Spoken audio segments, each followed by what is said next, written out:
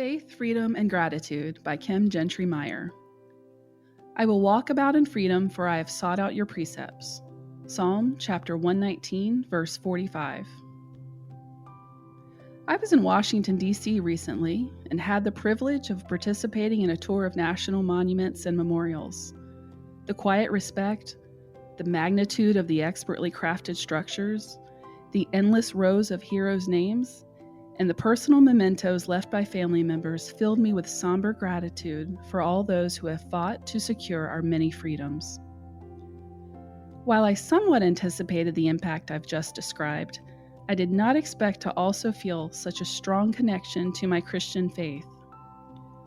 From the Bible verses included in Abraham Lincoln's speeches on the Lincoln Memorial, to Praise Be to God inscribed in Latin on the top of the Washington Monument, walking among these memorials and monuments felt like a kind of faith walk, too. These two topics, faith and freedom, were interwoven throughout my tour, and I walked away with a profoundly deepened connection to both. Later that week, my connection grew even stronger when I visited the Museum of the Bible and experienced their virtual aerial tour of many of the same sites. I learned there are even more biblical references around the city than I observed during my tour. I was very moved.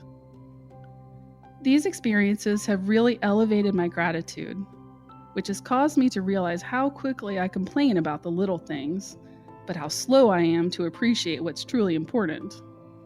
We have salvation in Christ, the ultimate freedom paid for at the highest price, and we have the societal freedoms we enjoy, including the freedom to practice our faith, thanks to the sacrifices of so many.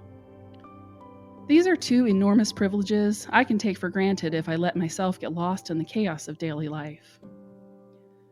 I now make it a priority to spend some time each day, not just on holidays, thanking the Lord for my freedoms and seeking His direction on how to make choices that honor them.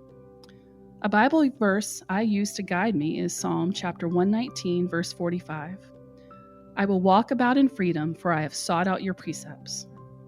I love how freedom is framed as an action in this verse. The phrase, walking in freedom, is thrown around a lot, but I'm not sure how much we really think about what it means or how walking in freedom is a privilege and a responsibility. I know in the past I haven't given it the serious attention it deserves. I'm working to change that. I invite you to join me in pausing each day to